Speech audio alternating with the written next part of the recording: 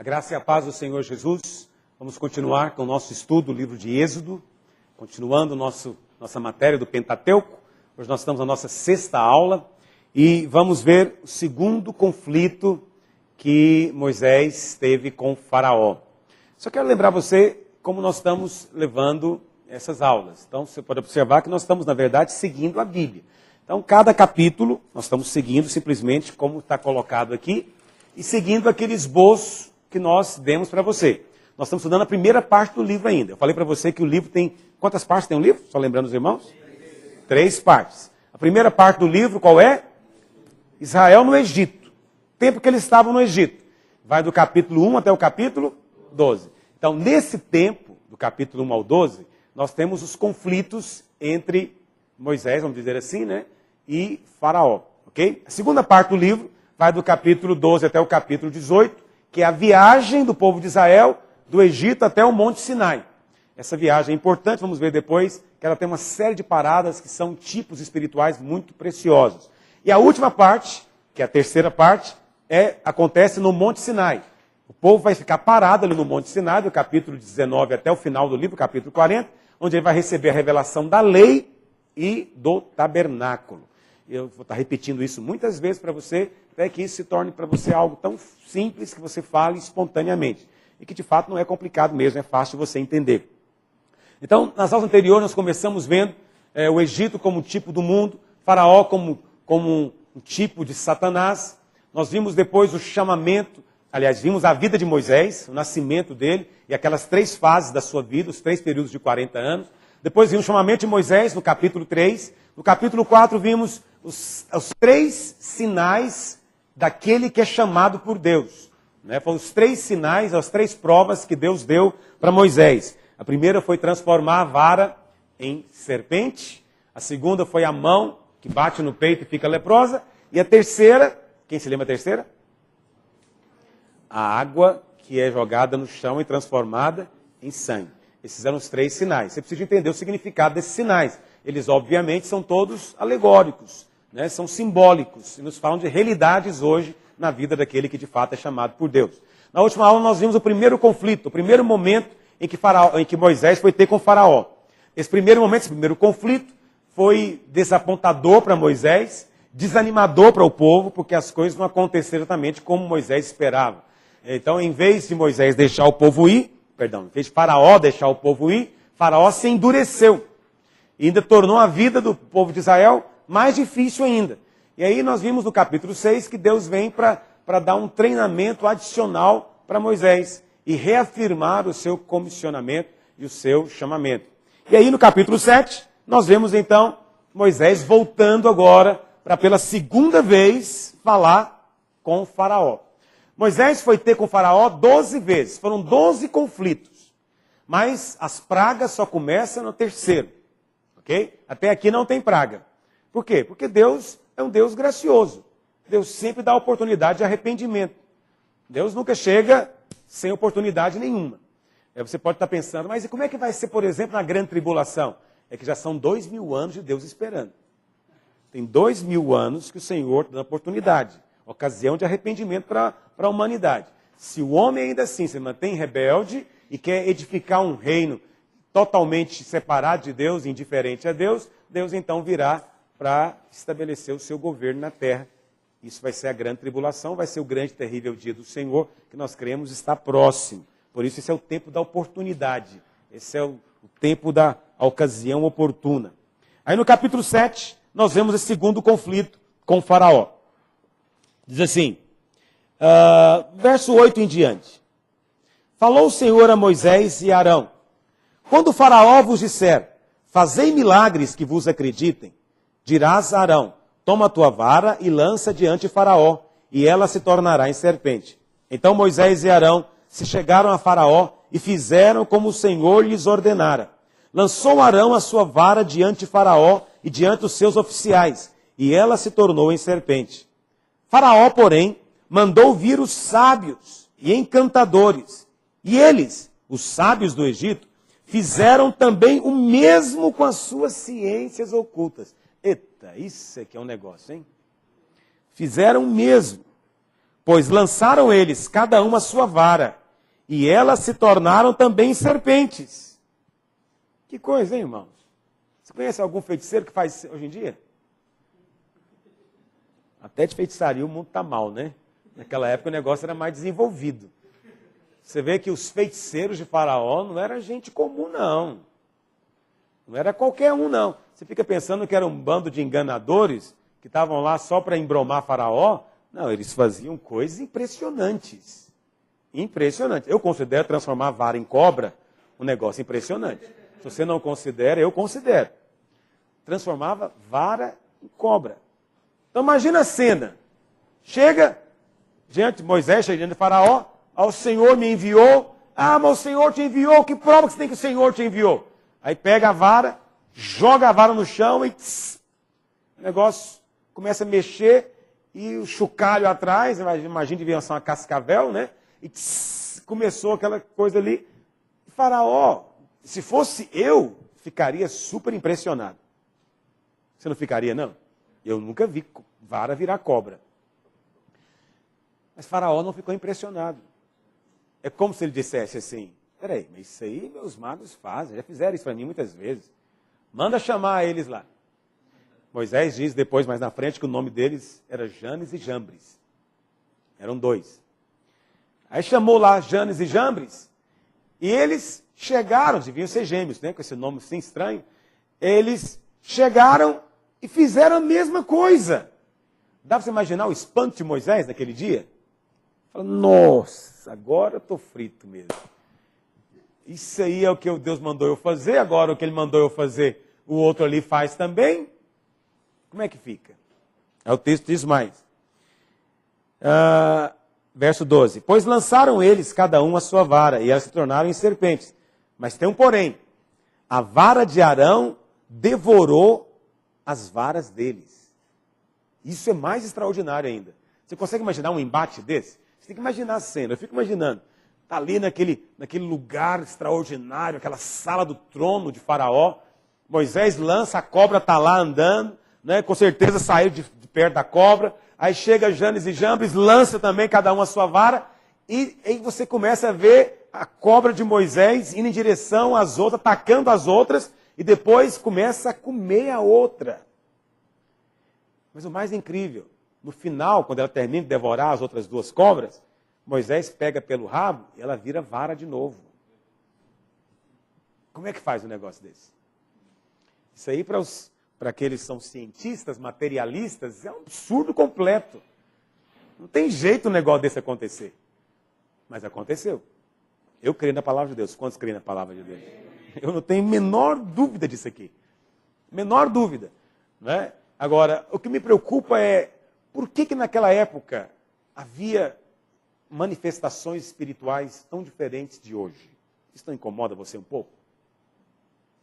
Eu penso que tem duas explicações para isso. A primeira é o seguinte, a ação do diabo naquela época era livre. Hoje não é mais. Pastor, por que a ação do diabo não é livre hoje? Por causa dos crentes que estão aqui na terra. Os crentes vencedores, eles são um obstáculo formidável para o diabo. Você não tem noção tanto que se atrapalha. Sem fazer nada, você é uma encrenca para o inferno. Só de estar aqui, aquela cara de sonso, aquele crente sonso, que nem sabe o que está acontecendo, mas só de estar aqui, cheio do Espírito, estar aqui com o coração para Deus, você é um obstáculo terrível para as manifestações malignas.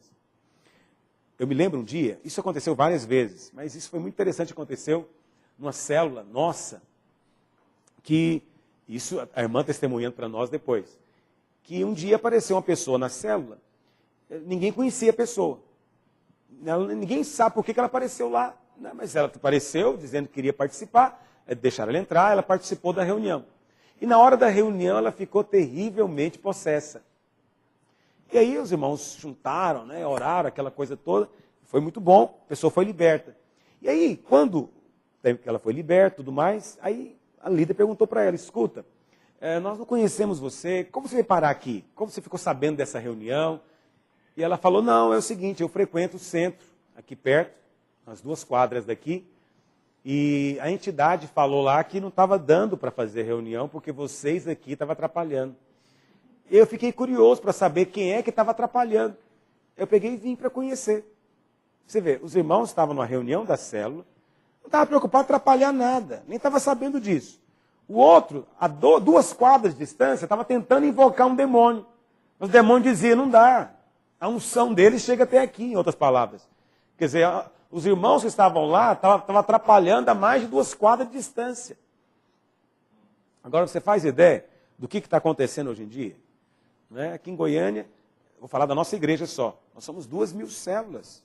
Toda semana, os irmãos se reúnem, erguem as mãos para os céus, invocam o nome do Senhor, canta ao Senhor, adora. Você faz ideia do que isso não atrapalha para o diabo?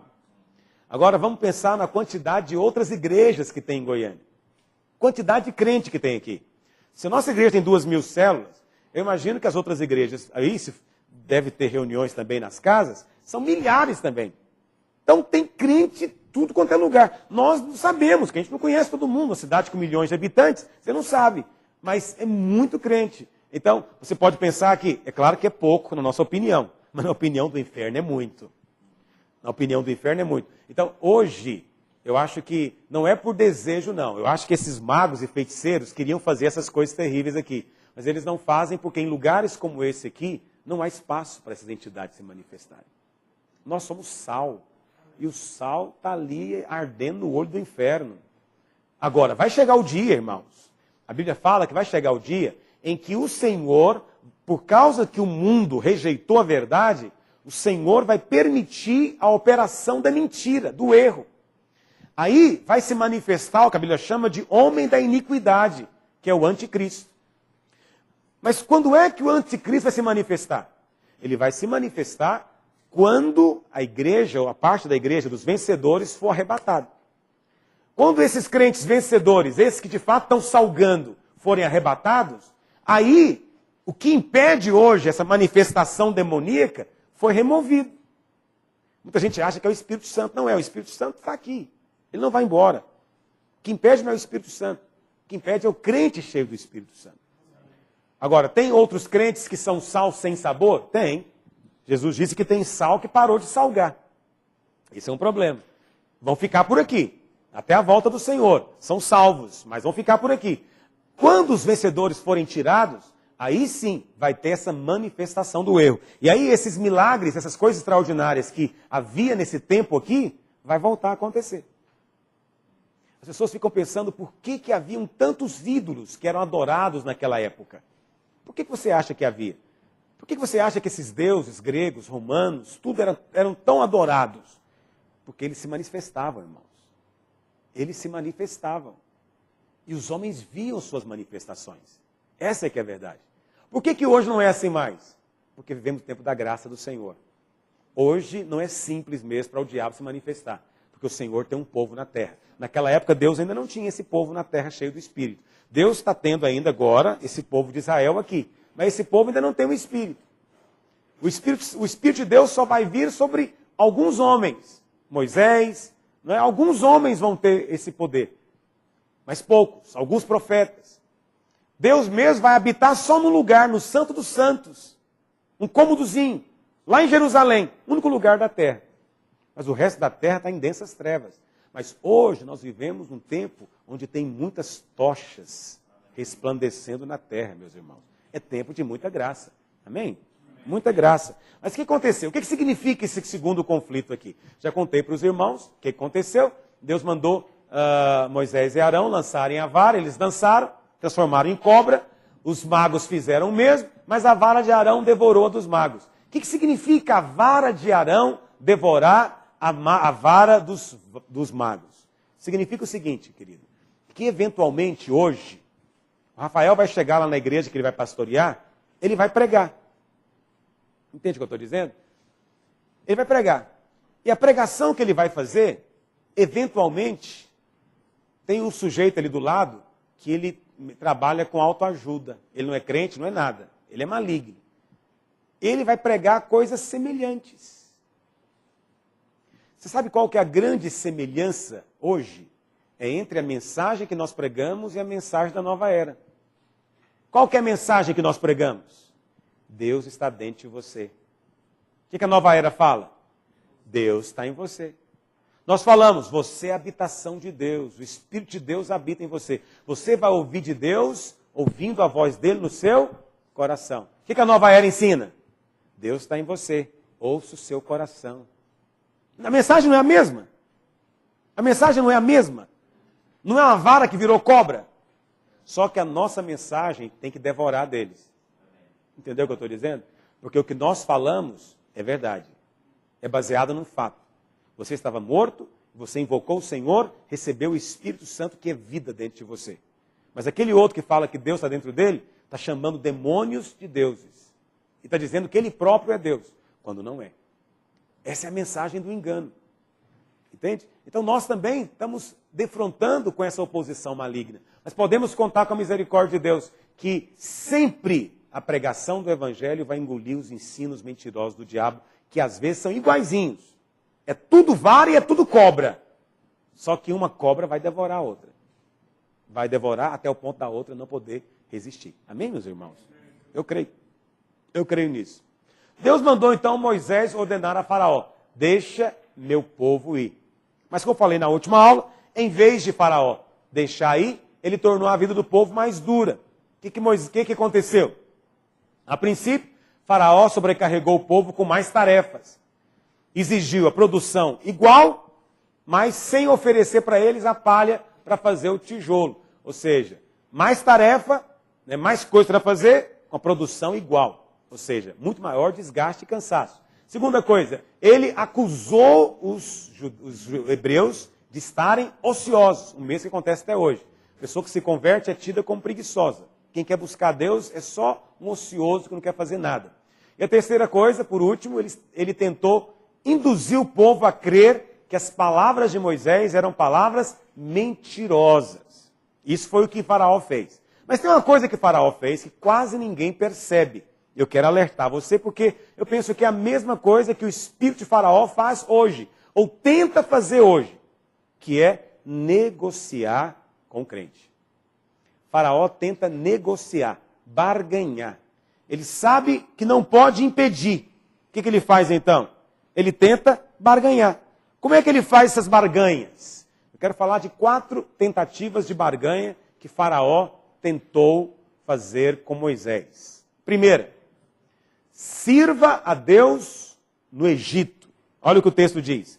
Agora eu vou colocar o texto para você aqui, para facilitar, para você não ficar tendo que procurar na sua Bíblia. Mas ainda assim eu quero que você pegue na sua Bíblia, você anote, ok?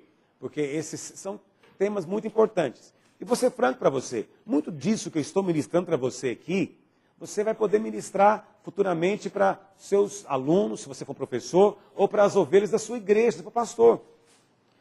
Nada do que nós falamos aqui é exclusivamente para ser falado para os alunos. Não, esse assunto aqui é só para o seminário. Não, tudo que nós ensinamos aqui é para você ensinar depois para os seus discípulos.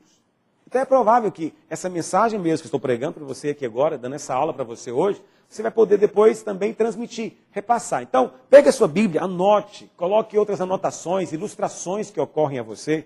Amém? Enriqueça mais ainda aquilo que Deus já dá para você, que é precioso, e a sua palavra. Primeira coisa que Faraó falou para Moisés. Chamou Faraó Moisés e Arão e disse: ide, ofereceis sacrifícios ao vosso Deus. Olha que interessante. Tudo bem. Tudo bem. Eu cedo. Vocês querem oferecer sacrifício para Deus? Celebrar a Deus? Pode fazer. Mas nada de ir para o deserto. Faz aqui. Vai fazer aqui no Egito. Nessa terra.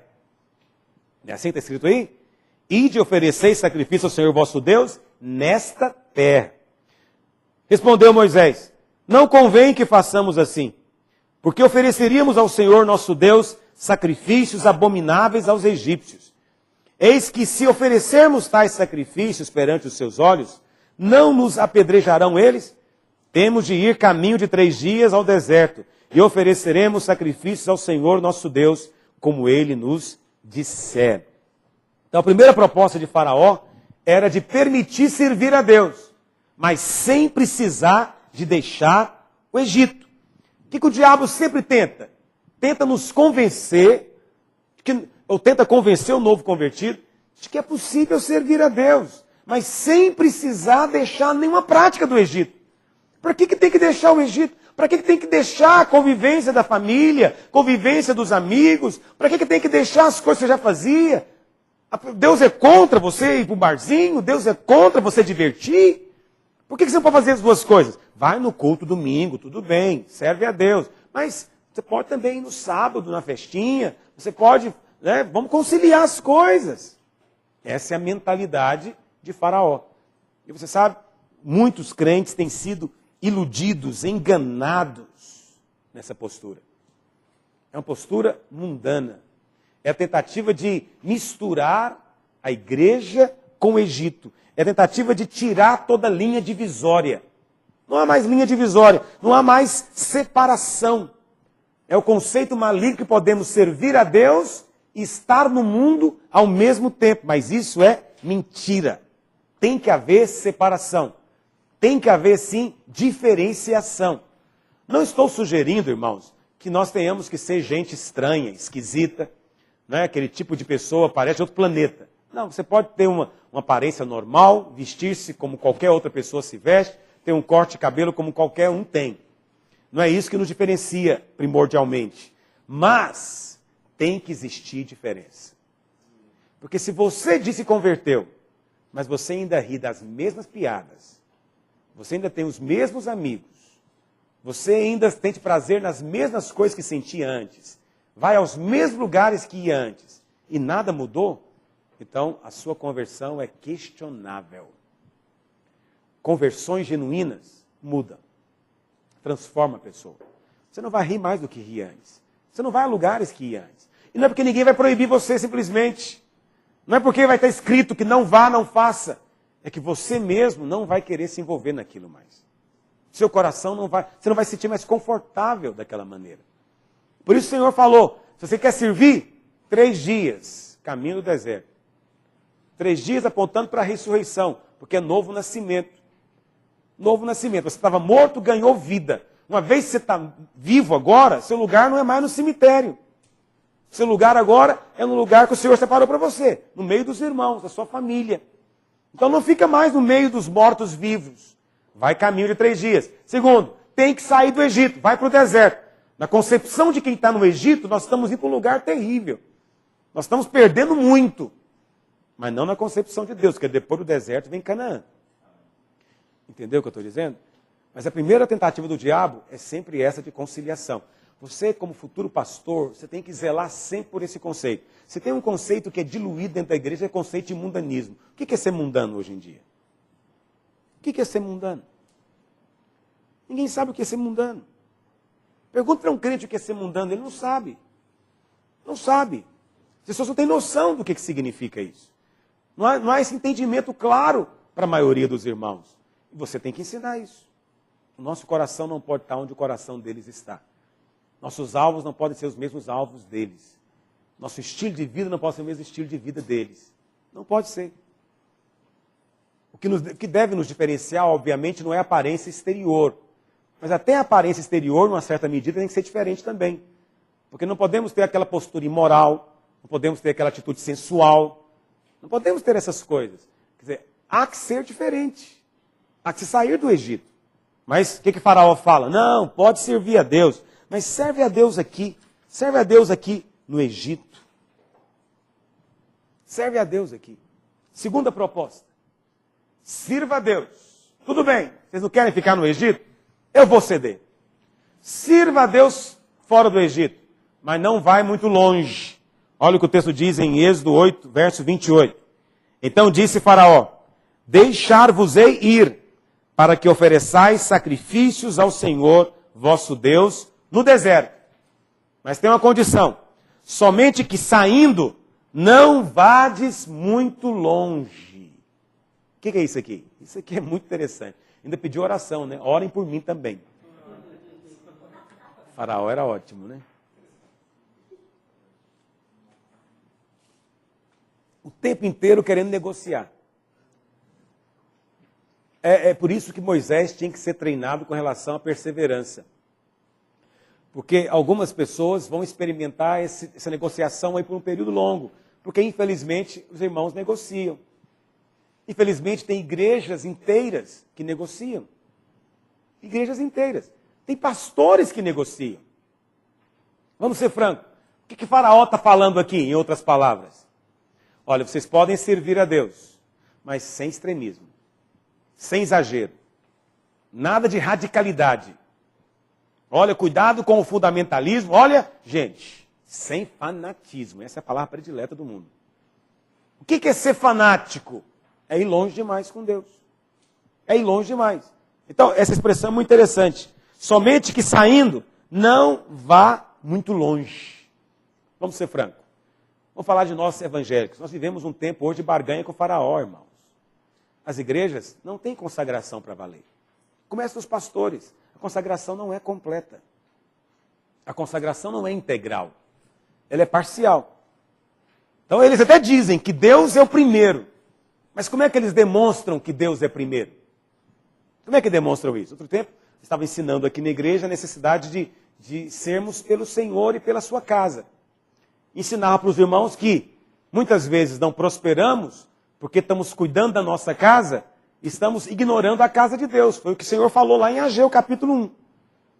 Vocês estão aí cuidando da casa de vocês, tudo arrumadinho, minha casa está em ruínas. Por isso vocês plantam e não colhem. Trabalham, mas não prosperam. Eu estava dizendo, qual que é o problema às vezes dentro da igreja? É que é quase uma blasfêmia você falar para alguém que a casa de Deus tem que vir antes da casa dela. Vamos ser francos. O que você sente quando eu falo isso? Um certo desconforto? Não, pastor, o que é isso? Eu acho que a minha família é prioridade. Mas o Senhor diz que a casa dele tem que vir antes da sua. Se a casa de Deus não vem antes da sua, é porque você não quer ir longe demais com Deus. Ah, sua família está aí, está sofrendo, a sua casa está sofrendo. É porque esses pastores são todos exagerados. Só pensam em igreja, igreja, esquecem os filhos. Mas espera aí, o Senhor não falou que tem que amá-lo mais do que filho, do que mulher, do que mãe, do que tudo? Ele disse, ora, se eu vou amá-lo mais do que todos esses, é provável que em algum momento, filho, mulher, vai sentir mesmo que ficou em segundo lugar. Vão sentir uma certa perda mesmo. A palavra de Deus não diz em lugar nenhum que devemos deixar os nossos filhos, família, como se diz, sem cuidado. Eu tenho que cuidar da minha família e cuidar dos meus filhos. Não me interprete mal. Mas a casa de Deus é primeiro lugar. Se isso não acontece, então eu não fui até o fim com Deus. Eu segui o conselho de Faraó. Não, eu vou servir a Deus, mas não vou longe demais nessa questão de servir a Deus, não. Mas é possível alguém ir longe demais nessa questão? Isso tem que ser avaliado. Entende? Porque nós queremos manter ainda um certo equilíbrio. Essa é a palavra que nós gostamos. Equilíbrio. Mas o que é o equilíbrio? Equilíbrio é a mornidão. É o que Jesus disse para a igreja de Laodiceia. Você não é nem quente e não é nem quente nem fria. Você é morna. O que é ser morno? Ser morno é não ir longe demais. O morno não desagrada a ninguém. Quem gosta do quente, aguenta o morno. Quem gosta do frio, também aguenta o morno. O morno é para tentar agradar todo mundo. Para não desagradar ninguém. O morno é o equilibrado. Ele não é quente demais, mas também não é frio. Ele está ali no meio termo. Só que o Senhor falou o que a respeito do morno? Estou a ponto de vomitar-vos na minha boca. O problema da água morna é que ela gera náusea. Então, se nós queremos fazer diferença nessa geração, irmãos, precisamos de irmãos que vão 3 dias caminho no deserto. Ele não vai ficar no meio do caminho, ele não vai ficar pertinho, a um tiro de pedra, ele vai ficar à distância que o Senhor exige. Ele vai no nível de comprometimento que o Senhor coloca. Não vai ser nem mais, nem menos. É isso que o Senhor colocou. Mas qual que é o nosso medo? O nosso medo é de ser taxado de extremista. Não vai muito longe nesse negócio de liderar. Não vai muito longe nesse negócio de pastorear a igreja. Não vai muito longe nesse negócio de servir a Deus. É isso que Faraó fala. E vamos ser francos, não é isso que muitas igrejas vivem hoje? Qual que é o maior medo dos pastores? Cobrar demais. Não posso cobrar demais. Se eu for cobrar demais, os irmãos não aguentam. Você não tem que cobrar demais nem de menos. Você tem só que ensinar a palavra. Só isso você tem que fazer. Nada mais, nada menos. Você ensina a palavra. Se você ensinar a palavra, está fazendo o que deve ser feito. Mas qual que é a mensagem dos púlpitos hoje em dia é que não podemos cobrar, não podemos falar de certas coisas, não podemos exigir certas coisas. Tudo tem que ser com muito tato, com muito toque, com muito jeito, porque estamos seguindo o conselho de Faraó. Não vamos muito longe nesse negócio, não. Mas olha, irmãos, se nós queremos, de fato, edificar a igreja de vencedores, nós temos que ir longe com Deus, sim. Tem que ter discipulado, sim. Tem que ter compromisso, sim. Tem que ser para valer. E você quer ser pastor? Eu vou dizer algo para você. Não abra mão do padrão. Não abra mão do padrão do Senhor. Não aceite a sugestão do diabo. Eu quero desafiar você a ter sonhos em Deus. Sonhe em ter uma grande igreja. Sim, mas sonhe em ter uma igreja prevalecente, uma igreja que faz diferença, uma igreja que produz impacto, uma igreja que se levanta de fato contra as obras das trevas. Sabe, sonhe em você mesmo ser um porta-voz, um pregador, alguém que fala a palavra com ousadia, sem medo de que vão te rejeitar ou algo assim. Pastor, se ninguém quiser andar comigo, bom, se ninguém quiser andar com você, porque o Senhor nos enviou. Porque pode ter certeza que Deus tem os seus em todo lugar. E o Senhor vai confiar para aqueles que são fiéis. Se você é um pastor fiel, Deus vai confiar a você. Não tem receio. Não tem receio. Essa ideia de que o padrão baixo é que vai conseguir ter uma igreja maior é mentira. Você pode ter até um amontoado de gente no domingo, mas é uma multidão sem compromisso, e qualquer coisa você perde ela. Mas se você tiver discípulos, isso faz toda a diferença. Agora, não é porque é discípulo que tem que ser pouquinho também, meia dúzia não. Você pode ter milhares de discípulos. Você pode ter uma igreja com milhares de irmãos que são discípulos do Senhor. Pode ter. É possível ter. Você crê que é possível? É possível ter. Mas você tem que se posicionar no Senhor. Com sabedoria. Com sabedoria. Posicionando naquilo que deve ser posicionado. Não é cobrar o que o Senhor não cobra. Porque também tem muita igreja por aí que resolve colocar fardo. Fardos que o Senhor não colocou. Ah, cuidado com o comprimento da sua saia. O Senhor não falou disso. Ah, você está usando calça. O Senhor não falou disso. Olha o comprimento do cabelo. Esses são fardos que o Senhor não colocou. Então, o legalismo é o engano do diabo. É a maneira que o diabo tem de passar para as pessoas uma ideia de que é um fardo servir a Deus. É a maneira do diabo enganar os crentes dizendo, está vendo? Servir a Deus dá início. Olha aí o legalismo. Olha aí a angústia que esse povo vive. Não, legalismo não é do Senhor. Legalismo é heresia. É mentira maligna. Mas existe um padrão que é o padrão de Deus, que é o do discípulo.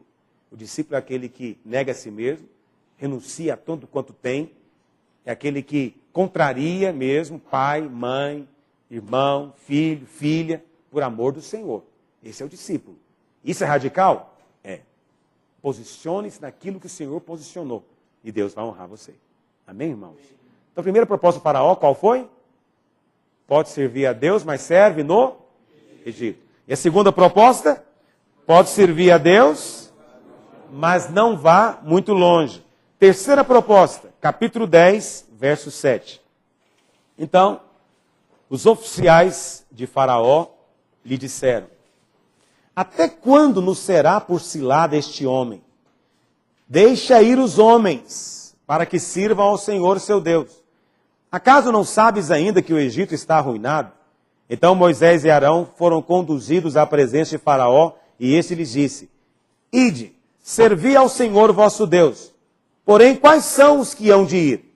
Respondeu-lhe Moisés, havemos de ir com os nossos jovens, com os nossos velhos, e com os filhos, e com as filhas, e com os nossos rebanhos, e com os nossos gados. Havemos de ir porque temos de celebrar festa ao Senhor. Replicou-lhe Faraó, seja o Senhor convosco, caso eu vos deixe ir e as crianças. Vede, pois, tendes conosco más intenções. Qual que é a terceira proposta de Faraó? Vá só os homens. E tem mais, deixa os filhos para trás. Deixa os filhos para trás. Essa é uma proposta dura. Eu acabei não coloquei aqui o PowerPoint, me perdoem. Deixe os filhos para trás. Em outras palavras, sirva a Deus, mas deixa a família de fora. Pastor, como é que é isso? As pessoas podem barganhar isso com Deus? Irmãos, os pais estão barganhando isso o tempo inteiro na igreja. Vamos ser francos. Quantos pais vão para o culto domingo de manhã e não levam os filhos? Por que não levam o filho? Ah, pastor, o menino se levantou cedo a semana inteira. Menino estudando a semana inteira. Aí domingo ele quer dormir. Ele quer dormir, aí não dá, eu não posso fazer isso com ele, tadinho. O que adianta ele ir para a reunião e ficar dormindo? O que ele está fazendo na verdade? Ela está dizendo o seguinte, não, eu vou servir a Deus, mas meu filho pode ficar no mundo. Porque ela acha que a escola que o menino estuda é o reino de Deus. Não é. Escola é Egito, do mesmo jeito. É que você pensa que Egito é só a boate, né? Egito é a boate, é o prostíbulo, Egito é o carnaval. Não, o Egito também é a escola. É a escola que ensina que Deus não criou nada, que tudo veio da evolução, que o homem veio de um primata. Tudo é Egito. Tudo é o diabo. E então o menino fica a semana inteira ouvindo que Deus não existe, que não tem pecado, que tudo é livre, que ele pode fazer o que ele quiser. Ele fica a semana inteira ouvindo isso. Domingo, que é o único dia, na maioria das famílias, em que ele poderia ouvir a palavra de Deus, ele não vai ouvir. Porque o pai e a mãe falam, não, deixa o menininho dormir, tadinho. Deixa ele. Como é que eu posso obrigar ele a servir a Deus? Então Faraó está dizendo, não faça isso com o moleque, deixa ele dormir. Vocês dois podem ir para a igreja, pode servir, mas deixa o menino para trás. Essa é a barganha que estão fazendo. Ah, pastor, eu levo meu menino para a igreja sim. Mas nem isso é suficiente. Porque às vezes você não exige compromisso do seu filho. Qual que é o nosso problema? O problema é o seguinte, é que nós tratamos criança como se fosse um tipo assim de débil mental, que não entendesse as coisas. Qual que é a diferença da nossa igreja? É que nós aqui tratamos criança com respeito, com seriedade. Então você pode vir no culto de criança aqui. Na hora do louvor, eles não ficam só cantando corinho para enfeitar, não, nem fazer gesto, teatrinho, não. Criança tem que orar, criança tem que louvar, tem que pôr a boca no pó, tem que adorar o Senhor. Tem que fazer tudo o que adulto faz. Vai fazer do jeito dela, no tempo dela, vai fazer com o ritmo dela, mas vai fazer do mesmo jeito. Por quê? Não é porque é criança que não deve adorar a Deus. Tem que aprender desde pequeno. Ah, não, ela é tão pequenininha, tadinha, para ela orar. Não, tem que orar. Do mesmo jeito que você ora, seus filhos têm que orar. Mas quantos pais fazem isso? Não fazem. Quando crescer, ele vai aprender. Não, quando crescer, já vai ser tarde demais, filho. Isso é que é verdade. Você barganhou com o Faraó. Você veio, mas deixou para trás seus filhos. Deixou para trás. Outra desculpa muito comum que a gente ouve é aquela ideia. Não, meu menino não quer vir para a igreja. Eu não quero obrigá-lo, porque eu não quero que ele associe igreja com uma coisa obrigatória. Não quero que ele associe. Outra coisa, meu menino é muito sapeca também. Se eu trouxer ele no culto, eu vou ter que disciplinar ele aqui. Eu não quero disciplinar ele aqui, porque eu não quero que ele associe o culto como sendo um lugar também de ganhar chinelada. Eu já ouvi essa conversa. Mas tudo isso é desculpa que Faraó coloca. É mentira, querido. É mentira. Isso é uma maneira de deixar o seu filho em casa, vendo televisão, indiferente às coisas de Deus. Seu filho tem que aprender as coisas de Deus, quer queira, quer não. Quer entenda, quer não. Quer sinta, quer não. Ele tem que fazer porque é de Deus. Ele tem que entender que há um Deus sobre ele. E que governa sobre a vida dele. E que é Senhor sobre ele. Isso tem que ser ensinado. Agora Faraó fala, não faz isso não. Olha o extremismo. Você está indo longe demais. Olha o fanatismo. Essa criança com 7 anos já ora. Quem aguenta esses crentes? Não é assim que eles falam lá fora? Olha ali aquela criança de 8 anos já é pregadora.